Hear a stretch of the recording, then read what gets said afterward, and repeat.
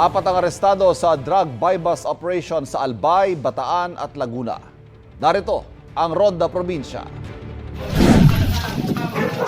Arestado sa buy-bust operation ang isang construction worker sa Barangay Wawa sa Siniloan, Laguna.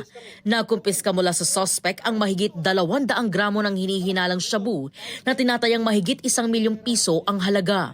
Paliwanag ng suspect na pilitan lang siyang gawin ito dahil gusto niyang makaipon para sa kanyang operasyon sa sakit.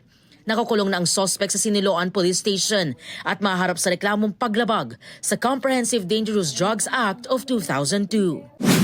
Sa Limay, Bataan, 2 ang inaresto sa buy-bust operation sa Barangay Reformista.